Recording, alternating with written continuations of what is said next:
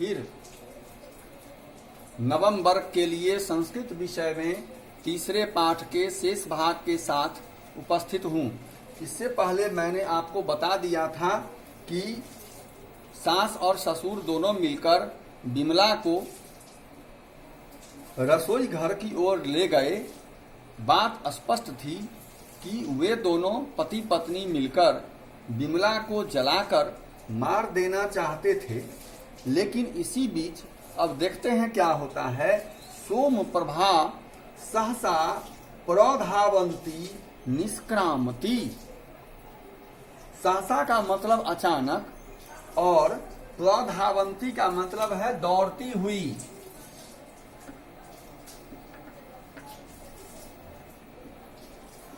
अचानक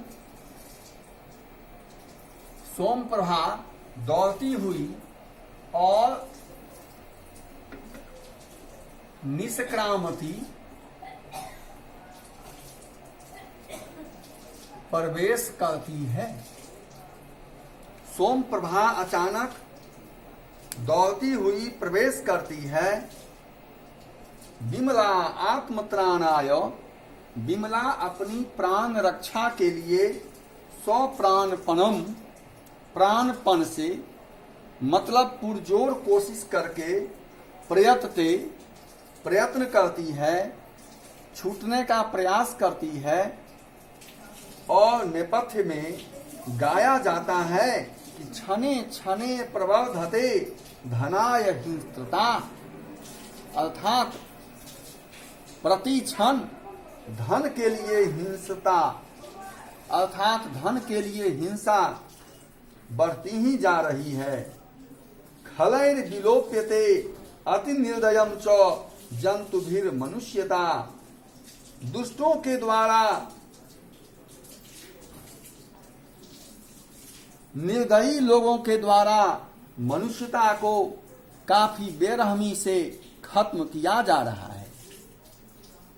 कहा जाता है, जनार्दन प्रसाद झा द्विज ने लिखा है कि विष की प्यास बंधु सोनित सी से आज बुझाई यहाँ जा रही, ऐ मेरे भगवान बता दे यह दुनिया अब कहाँ जा रही। तो श्लोक का यही अर्थ है कि निर्दयी दुष्टों के द्वारा मनुष्यता को नष्ट किया जा रहा है और क्षण प्रति क्षण इस संसार में धन के प्रति हिंसता बढ़ती जा रही है, धन के प्रति लिप्सा बढ़ती जा रही है और लोग येन केन प्रकारेण धन प्राप्त करने के पीछे पागल हो रहे हैं। विभाजितम जगत विधा निहन्यते च घातकैरतीव दैन्यमागस्ति साधुता मनुष्यता। इस प्रकार इस संसार को दो भागों में विभाजित कर दिया गया है। संसार का एक भाग वह है जिसमें मनुष्य रहते हैं, जिनके अंदर मनुष्यता है, जिनके अंदर सज्जनता है, जिनके अंदर दया करुणा आदि की भावना है, जो ईश्वर के प्रति समर्पित हैं। दूसरी कोटि में ऐसे लोग हैं जो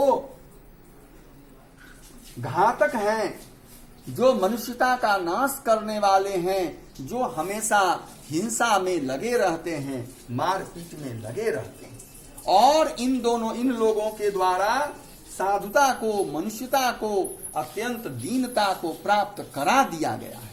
अर्थात इन दुष्ट और निर्दयी लोगों के कारण मनुष्यता दिनानुदिन नष्ट होती जा रही है, मनुष्यता दबाई जा रही है। आगे देखिए, विमलाया तीव्र चित्कार, विमला का तीव्र चित्कार।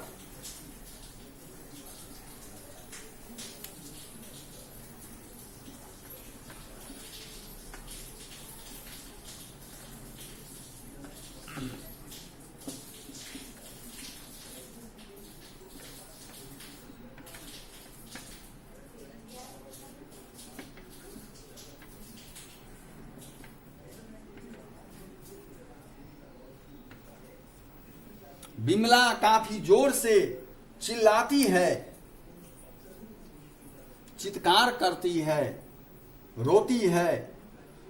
और इसी बीच सोम प्रभा के साथ थाने के दरोगा जी पहुंच गए हैं।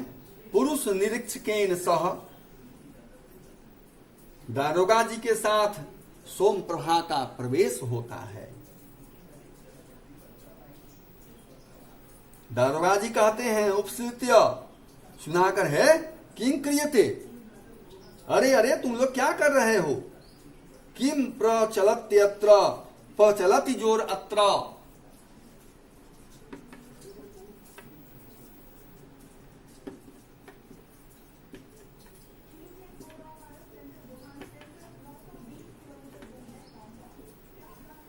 यहां क्या चल रहा है? मुंचत ए नाम, छोड़ दो इसको, क्या कर रहे हो तुम लोग? सास कहती है,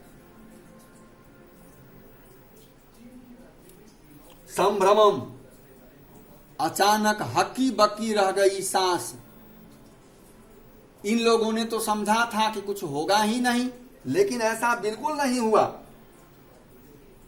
पुलिस पहुंच गई।